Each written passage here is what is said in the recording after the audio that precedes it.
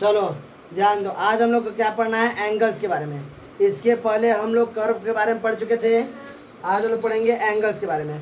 Angle क्या होते हैं, ध्यान दो एकदम, एंगल क्या होते हैं।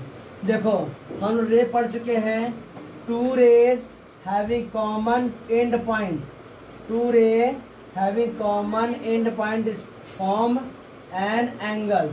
क्या करते हैं, दो रे जिनका एक कॉमन एंड पॉइंट होता है वो क्या फॉर्म करते हैं, एक एंगल फॉर्म करते हैं। जैसे ध्यान से देखो, ये दोनों क्या है, एक रे है, दोनों क्या है, रे हैं, और ये दोनों रे क्या है, एक दोनों रे का क्या है, एक कॉमन एंड पॉइंट है। क्या है, कॉमन एंड पॉइंट है। तो ये क्या फॉर्म किए हैं, एंगल फॉर्म किए। क्या फॉर्म किए हैं, एंगल। ठीक है, देखो ध्यान से, पहले ये दोनों रे क्या थे, एक ही पर थे। ये दोनों कहाँ रे थे, एक ही पर। ये रे धीरे धीरे यहाँ से क्या हुआ, उठा है, धीरे धीरे क्या हुआ है, उठा है। तो जितना उठा उतना ही क्या फॉर्म किया, एंगल। उतना क्या फॉर्म किया, एंगल। तो एंगल किसे कहते, क्या बताओगे, to ray having common end point form an angle. दो रे जिनका एक कॉमन एंड पॉइंट होता है वो क्या फॉर्म करते हैं, एंगल फॉर्म करते हैं। अब कुछ हम लोग एंगल के, ये जो एंगल फॉर्म किए हैं इनके जो कंपोनेंट है उसको पढ़ लेते हैं, जो एलिमेंट है उनको पढ़े। ध्यान दो, ये कहलाएगा, ये सभी क्या है, दोनों क्या है, आर्म है। क्या है, आर्म। ये दोनों क्या है, आर्म है। इन आर्म का नाम है, पहले ये दोनों रे कहाँ पर थे, यहीं पर, इसलिए इसको बोलेंगे हम लोग इनिशियल रे। क्या बोलेंगे, इनिशियल रे। कोई दिक्कत, इसको क्या बोलेंगे, फाइनल रे। क्या बोलेंगे, फाइनल रे। दिख रहा है, इसको क्या बोलेंगे हम लोग, कॉमन एंड पॉइंट या वर्टेक्स। क्या बोलेंगे, वर्टेक्स। कॉमन एंड पॉइंट के क्या बोलते हैं हम लोग, वर्टेक्स। बात समझ आ रहा है। अब देखो इन एंगल का रिप्रेजेंट कैसे करते हैं, थोड़ा रिप्रेजेंट करने का तरीका देख लो।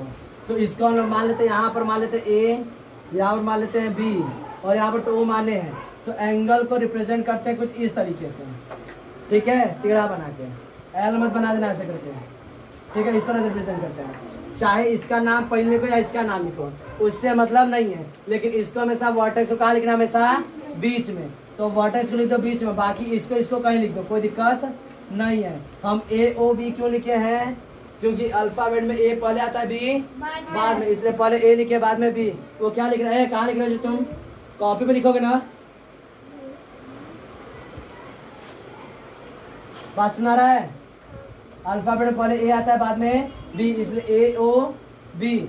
जो वर्टेक्स उसको हमेशा कहाँ लिखते हैं, बीच में। कहो कोई दिक्कत, बात सुना रहा है। इसको बना लो तो हम बताएं, डेफिनेशन लिखवाए तो हम। चलो जान दो, एंगल हम लोग अब डेफिनेशन लिख रहे, क्या लिखोगे, और रे है, सॉरी और ये नहीं, two rays having common end point, दो ray having common end point form an angle.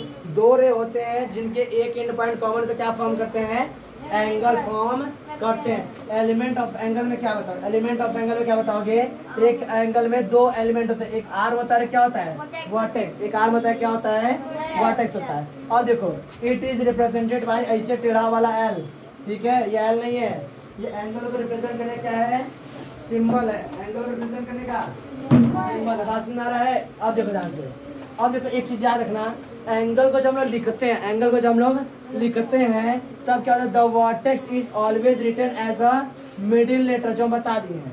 क्या बताओगे कि जब भी एंगल को हम लिखते हैं तो उसका जो वर्टेक्स होता है हमेशा क्या लिखते हैं, मिडिल में ही लिखते हैं। अब पोजीशन ऑफ एंगल में समझो, position of, sorry position in angle. जैसे इधर देखो, अच्छा यहाँ नीचे दिख रहा है, कैमरा दिख रहा है। चलो ये हमारा क्या है, कि एंगल हम बनाते हैं, दिख रहा है, ये वर्टेक्स है, कॉमन एंड पॉइंट है, ये रे है, ये एक रे है। तो ये दोनों क्या कराएंगे, आर्म कराएंगे। ये ए मान लो, इसे बी मान लेते हैं, ठीक है। हम लोग क्या समझ रहे, पोजीशन।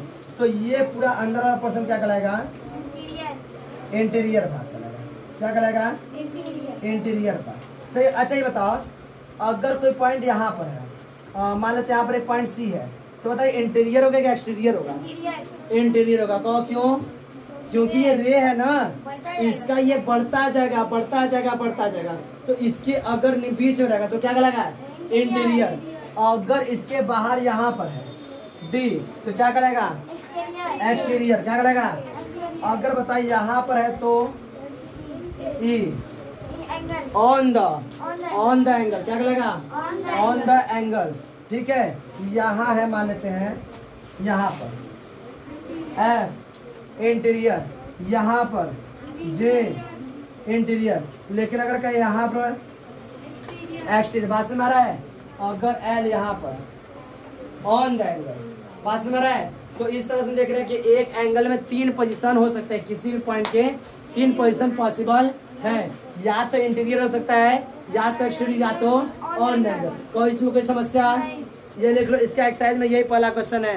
टाइप्स ऑफ एंगल इसमें नहीं पढ़ना है, टाइप्स ऑफ एंगल नहीं पढ़ना है, टाइप्स ऑफ एंगल आगे तो हम समझा देंगे, अभी इतना ही लिख लो।